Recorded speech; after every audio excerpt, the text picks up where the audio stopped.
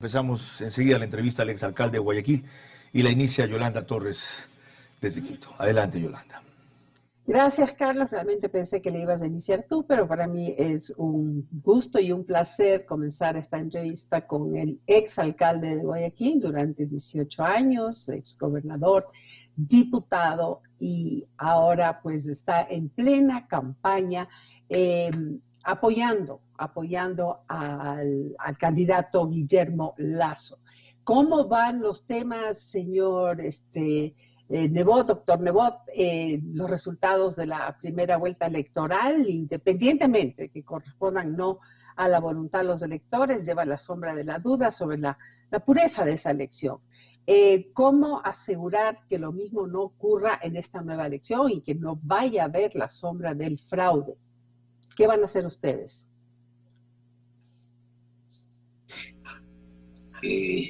Generalmente los que pierden se encargan de proyectarla más que el sol, de manera que a mí no me preocupa realmente. Yo no creo que hubo fraude en la elección pasada y de primera vuelta, así como creo que no hubo fraude en la elección del año 17. Esa es mi opinión, basada en controles electorales que nosotros sí tenemos. Pero eso es una página a la que hay que darle vuelta. Si alguien teme eso, tenga un buen control electoral, que es lo que hay que hacer toda la vida, tener un buen control electoral. Perdón que le interrumpa aquí, alcalde, abogado, perdón que le interrumpa aquí, pero hay mucha gente que ha expresado su confianza porque aparentemente quienes ayudarían a controlar el hecho de que no haya un fraude serían ustedes, serían la propia gente puesta por el Partido Social Cristiano. Entonces, ¿no es así? ¿Usted cree que todo va...? ¿Sí? Así es, nosotros vamos a participar en el control electoral, lo hemos hecho siempre, y por lo menos a nuestro partido no le han hecho fraude, y cuando le han hecho o tratado de hacerlo, lo hemos revertido con las actas respectivas. Pero yo creo que lo importante, aunque lo que usted menciona es importante, Yolanda, que la gente tenga confianza en la elección, y que el que gane sepa ganar, y que el que pierda sepa perder. A mí me ha tocado las dos cosas, y he actuado como tiene que actuar un caballero, un hombre serio en la vida. Pero ahora estamos en una segunda vuelta. En la primera vuelta, usted trata de tener partidarios que voten por lo que usted piensa con exactitud, con lo que piensa su partido, con lo que piensa su color, con lo que piensa su número, su marca, con lo que todo eso significa. La segunda vuelta es totalmente distinta. La segunda vuelta se gana con los que no votaron por los candidatos de primera vuelta. Y entonces hay que hacer algo en lo que yo creo, no para la segunda vuelta, sino toda la vida. Las ideologías son respetables, no resuelven nada, porque son dogales que impiden la prosperidad. Los partidos deberían ser respetables, no todos lo son, pero nunca ninguno, ni el mío, serán la solución. Son medios para canalizar la opinión pública. Y entonces hay que ciudadanizar la política, que debería hacérselo siempre. No partidizar la política. Ahora hay que decirle a los ecuatorianos qué alternativas tienen. Y tienen dos. ¿Y qué significa cada una? ¿Y por qué uno cree que hay que votar por un determinado candidato y no por otro? Y hay que hacerlo con serenidad, con sinceridad, con convicción, para orientar a la ciudadanía. Eso es lo que hay que hacer. Abogado, usted dice que hay que formar al ciudadano políticamente para que sepa escoger pragmáticamente y no necesariamente abocado por una ideología u otra. Pero lo que no podemos dejar es de reconocer que más allá de que la gente ni siquiera conozca el concepto ideológico de una izquierda, de una derecha, etcétera, se deja llevar muchísimo por la estigmatización del otro, ¿no? Entonces, en este momento, quiera que no estamos polarizados en este tema de izquierda y derecha, estamos polarizados frente a lo que llaman el banquero, etcétera. Hay muy poco tiempo y las redes y las campañas están volviéndose cada vez más complicadas y sucias, se podría decir. Entonces, ¿cuál es su consejo para diferenciarse, para mostrar que el candidato que usted apoya, Guillermo Lasso, tiene una solución definitiva que va más allá de todos estos prejuicios? Bueno, usted ha usado una palabra excelente: pragmatismo. La política y el pragmatismo no deberían estar divorciados, pero en este país están divorciados. Entonces hay que escoger entre una democracia verdadera que respeta las funciones del Estado y un totalitarismo que se apodera de las funciones del Estado. Hay que escoger entre una libertad verdadera que permite pensar y hacer lo que uno quiere, limitada por no hacer daño a los demás y por responder de lo que uno hace y dice, con la mordaza a la prensa y a los ciudadanos. Pero fundamentalmente hay que escoger entre profundizar la ruina económica e iniciar un camino perfectamente posible hacia la prosperidad. Hay que escoger entre el éxito y el fracaso, entre la Venezuela que no queremos ser y el Ecuador que merecemos ser. Usted es bastante más filosófica para entrevistar.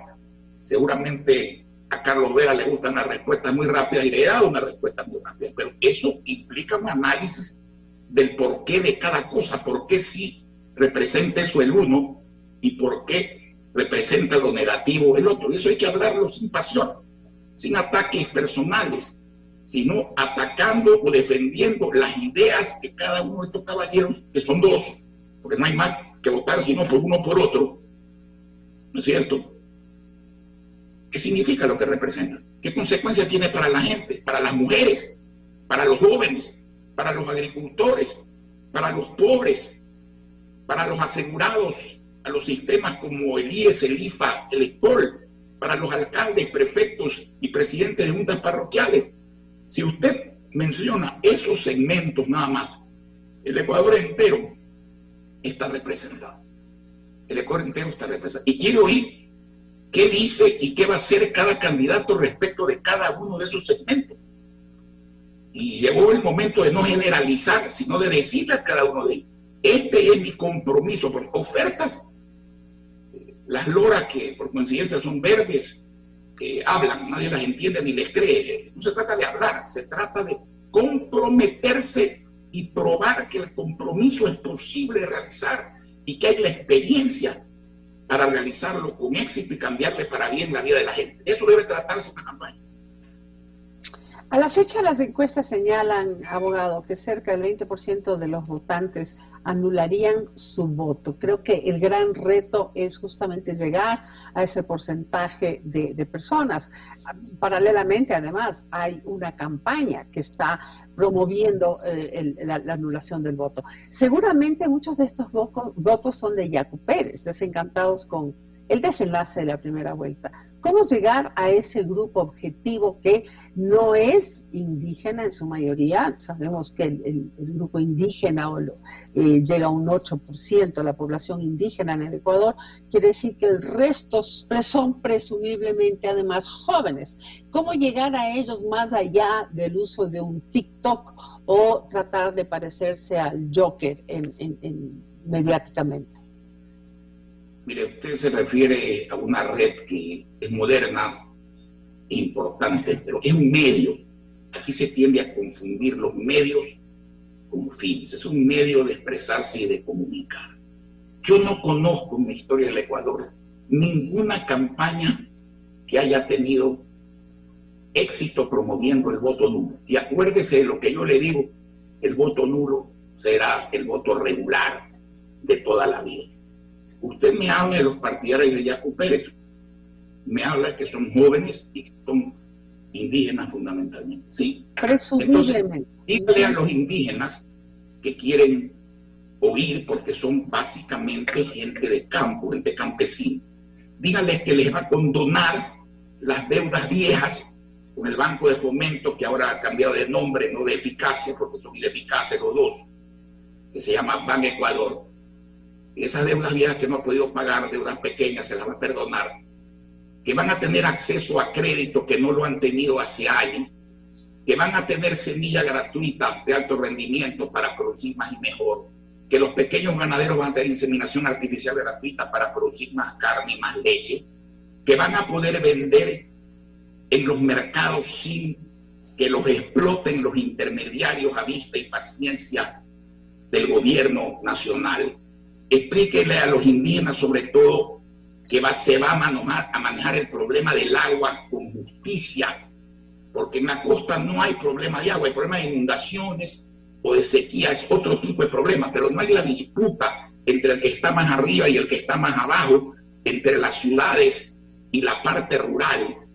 Indíqueles que se va a mantener a los jóvenes una política de desarrollo sustentable que respete el planeta, pero que al mismo tiempo les permita trabajar, que les permita ser creativos, innovadores, que van a tener computadoras, programas gratuitos como debe tener la población, porque para eso es la plata del Estado.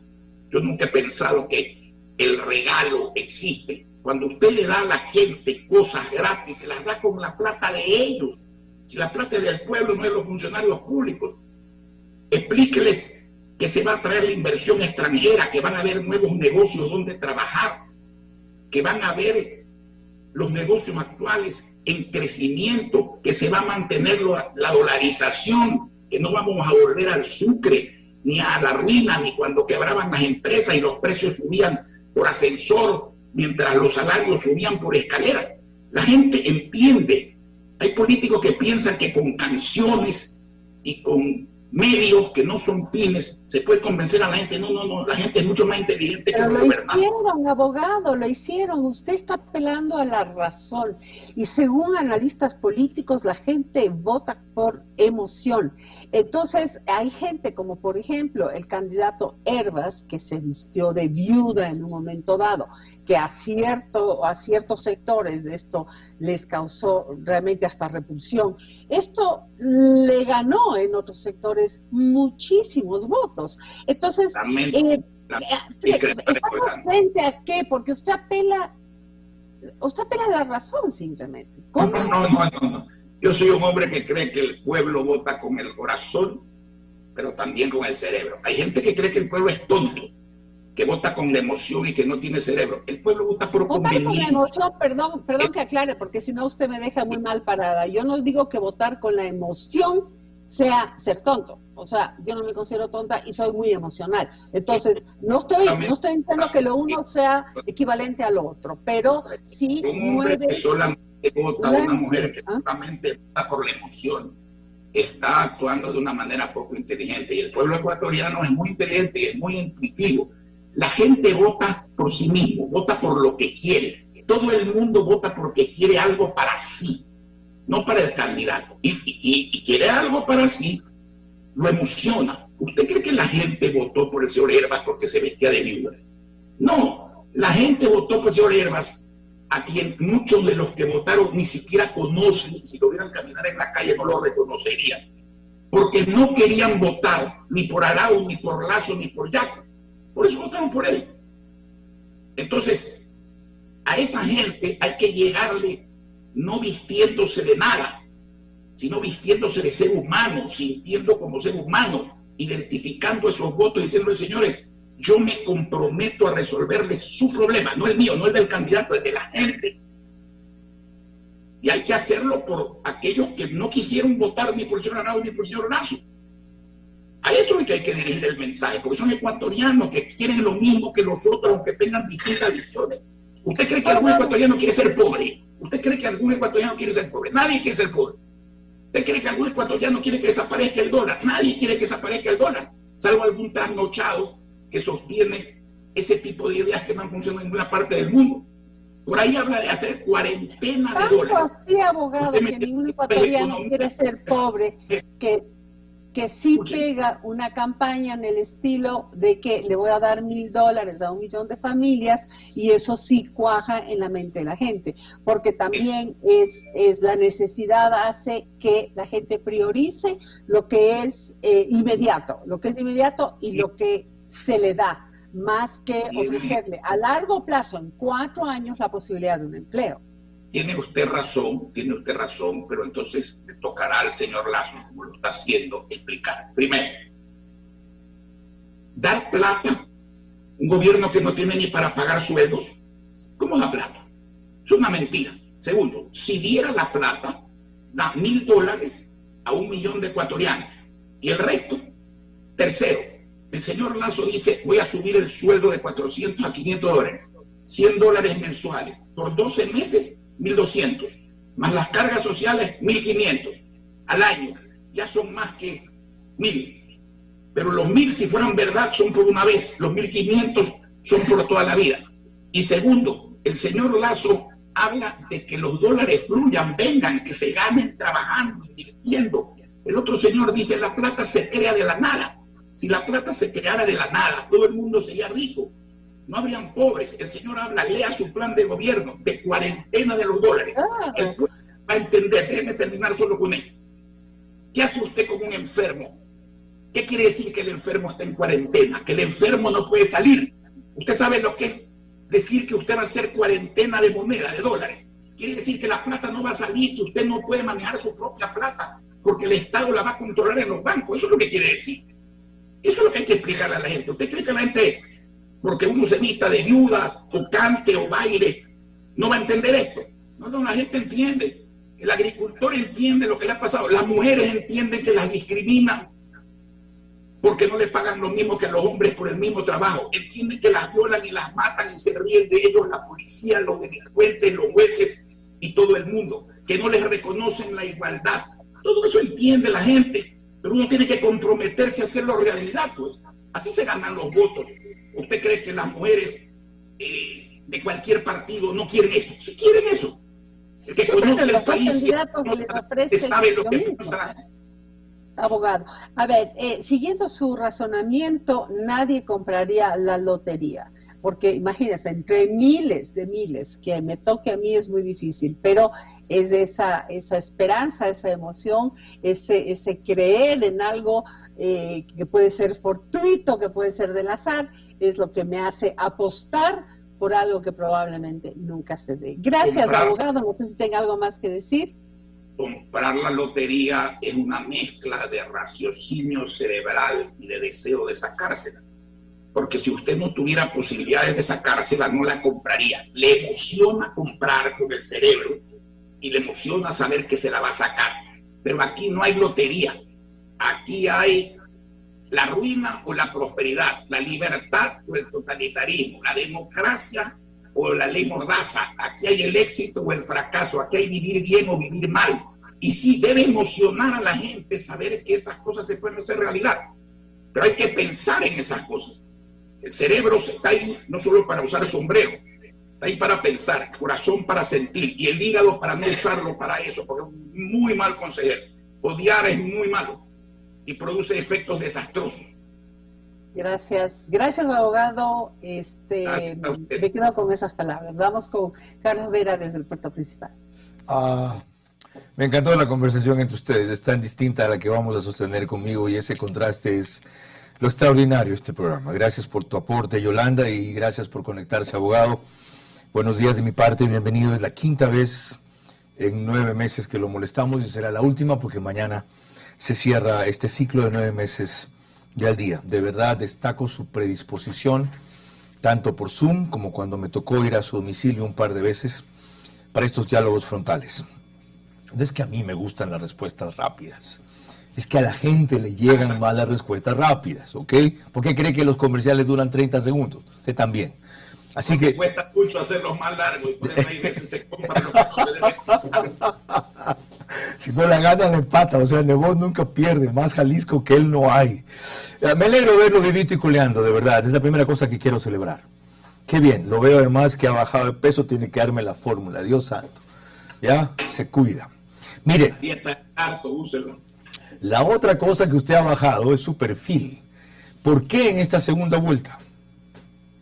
Yo no he bajado mi perfil. He ocupado mi puesto. En la primera vuelta nosotros teníamos candidatos a asambleístas. Es una lucha por el bienestar de la gente, pero a través de partidos políticos y de candidatos con número, con color y con una propuesta concreta. En la segunda vuelta, la candidatura evidentemente la dirige el candidato presidencial, Guillermo Lasso. Y yo creo que ha hecho bien en decidir ciudadanizar la campaña y no politizar la campaña. Hablarle al ciudadano. Ya lo dije, no quiero repetirlo. Sí. A los distintos grupos sociales y preocuparse de sus problemas. Y yo en eso estoy, si no, no estuviera. No solo que ha hecho bien, no solo que... permanentes y difundir permanentemente lo que pienso que en este caso coincide con lo que está planteando Guillermo Lasso. No solo ha hecho bien, no solo ha hecho bien, ha funcionado. Ya le voy a mostrar la última encuesta. Pero qué interesante su respuesta, además en bullet. Yo no he bajado mi perfil, he ocupado mi puesto, para ponerlo entre comillas. Ahora, fíjese, esta encuesta es virtual, es de 20.800 personas. No la quiso revelar ni me ha autorizado para decir la fuente de la empresa. Usted sabe de dónde proviene. Es una empresa especializada en estadísticas y en telecomunicaciones, no dedicada a hacer encuestas, que como un ejercicio matemático, científico, privado, se dedicó a hacerlo. Y al sorprenderse del nivel de acierto que tuvo en la primera vuelta, se animó a proseguir las mediciones en la segunda vuelta. Y esto es lo que encuentra de cómo están Lasso y Arauz a nivel nacional. Mire, esto está puesto en inglés. Dice, estas son las muestras basadas en la ponderación y el promedio proyectadas a nivel nacional. Guillermo Lasso, de 6.674 respuestas que obtuvo favorables, tiene el 51.8% de intención de voto. La fecha es 25 de marzo. Y Andrés Arauz, de 6.538 respuestas favorables, tiene 48.2% de intención de voto. Es decir, hay una diferencia casi de 3 puntos o mayor a 3 puntos, de 3.6 exactamente, entre el uno y el otro. Lasso por primera vez adelante. La semana pasada estuvo adelante 4 puntos, después 3, el viernes medí 1 y estas revelaciones de ayer. Indecisos, que en inglés se dice undecided, están 3.906, es el 18 punto algo por ciento, y blanco están 3.775, también es blancos y nulos, por si acaso, esta encuesta une las dos categorías, 3.775. Esto da un total de 20.893 respuestas que se obtuvieron el 25 de marzo a nivel nacional. No tengo más detalles de la ficha técnica y advierto la limitación de que son virtuales, es decir, está limitada a la gente que tiene conectividad, tiene internet y que puede responder por varios dispositivos. Ahora, la novedad es que otras encuestadoras que han hecho tracking polls encuentran una diferencia parecida. ¿Cómo mantener el momentum y hacer que la diferencia siga siendo esa o se amplíe?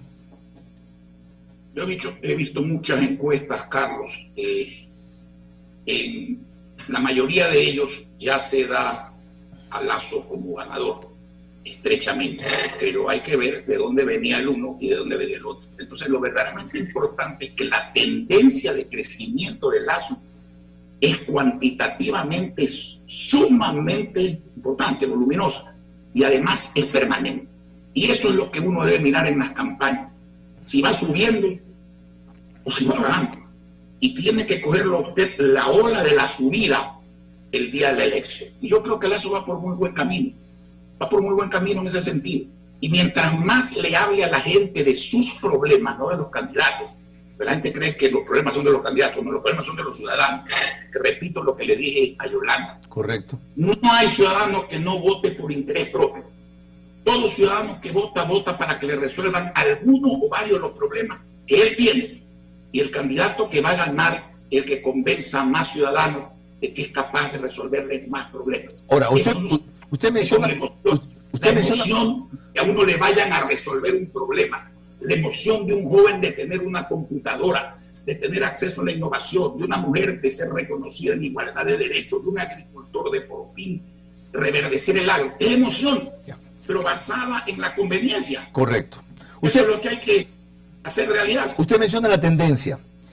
Qué interesante, porque si medimos en evolución en cifras o en porcentajes, Lasso estaría pasando de 20 a 42% y Arauz de 32 a 38%. Es decir, Lasso ha más que duplicado la votación que tuvo en la primera vuelta, con un 130% de crecimiento hasta ahora. Y Arauz ha crecido apenas 6 puntos de lo que tuvo en la primera vuelta es apenas un 20% de crecimiento. Pregunto, a 2 semanas de las elecciones, un poco menos, 12 días, ¿esa tendencia se puede considerar irreversible o no? No. Lo único que hace irreversible una tendencia es seguir haciendo lo mismo que la hizo tendencia favorable. Hay que seguir por ese camino ahí en esa encuesta que usted muestra, hay aproximadamente un 30% de personas que votan en blanco o nulo, todavía no deciden su voto. Correcto. A la final los nulos serán los mismos de siempre. Es decir, que hay aproximadamente un 20% indeciso, que es natural. No es mucho, es natural en momentos como este, a 15 días de la elección, pero hay que trabajar en ello. Esos son gente que, para hablar en castellano, todavía no acaba de convencerse de votar por uno o por otro, y se va a convencer de votar por quien le proponga algo que le conviene más. Ok. Y que no le proponga cosas que lo van a destruir y que no le convienen. Ya, le muestro otra encuesta. Esta de aquí tiene un valor. Aparte del acierto que tuvo en primera vuelta, que los animó a proseguir y medir para la segunda vuelta, es que no es pagada por nadie. La hace esa empresa por su propia iniciativa. La siguiente tiene ese mismo valor, pero como es una encuesta cara a cara, y usted sabe que son muy costosas, apenas se reducen a Quito y Guayaquil 320 personas, 360 personas en cada ciudad, 720 muestras, 95% de confianza, más o menos 3% de error, o fue hecha por clic, y revela lo siguiente, ya va a ver a qué parte me interesa ir, una parte que no le va a gustar a usted para nada. ¿Ok? En lo primero preguntaron ellos, fue hecho de paso 27-28 de marzo, abogado, es decir, sábado y domingo. ¿Vio usted el debate entre Andrés Arauz y Guillermo Lasso? Voy a coger los datos de Guayaquil que están en la columna derecha, que sí dicen 66% y que no 34%, números redondos. ¿Quién cree que ganó el debate, Andrés Arauz o Guillermo Lasso?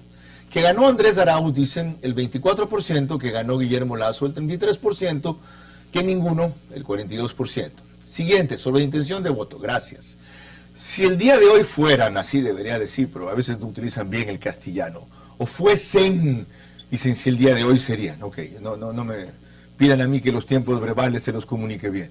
Si el día de hoy fueran las elecciones de segunda vuelta, ¿por quién votaría? Fíjese en la columna de la derecha otra vez. Guayaquil, 35% Guillermo Lasso, Andrés Arauz, 43.53% en Guayaquil, es decir, Andrés Arauz le lleva más o menos 8 puntos de ventaja a Guillermo Lasso. En Guayaquil, la plaza fuerte de sus aliados, del PCC, donde Nebot ganaba con el 60% y Cintia Viteri ganó con el 53%. Y lo último, si el día de hoy fueran las elecciones de segunda vuelta, ¿por quién votaría? Aquí lo que se muestra, abogado Nebot, es la evolución de Guillermo Lasso en el total de las dos ciudades.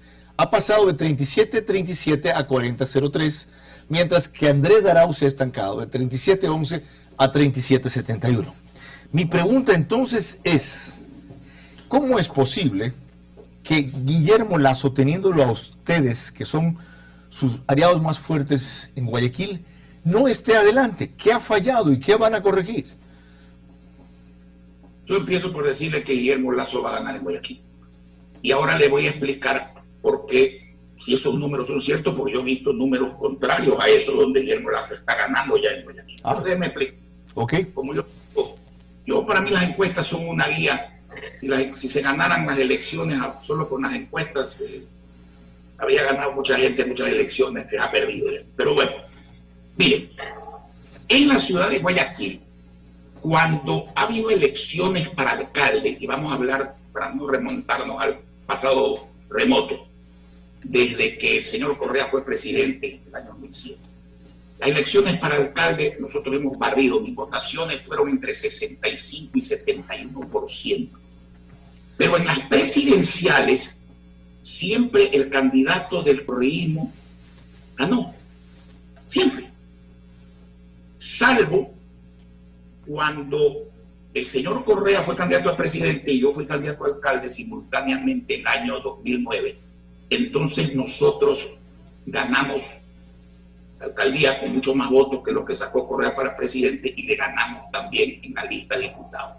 Siempre en asambleístas y en candidato a presidente han ganado, salvo la segunda vuelta de el año 17. Guillermo Lasso sacó 19% en Guayaquil el año 2017 en primera vuelta. Y en segunda vuelta sacó 53%. Y va subiendo, y va subiendo. Va a ganar en la ciudad de Guayaquil. Va a ganar en la ciudad de Guayaquil. Ok, hasta ahí llegamos. Junto con mi gratitud por su análisis, su permanente predisposición a estas entrevistas y su aporte frontal a una versión distinta en Al Día. Un abrazo. A ustedes y gracias por la entrevista. Saludos cordiales. Saludos. Muy amable. El señor alcalde de Guayaquil, con quien abrimos esta emisión de Paso en julio, cuando empezamos al aire.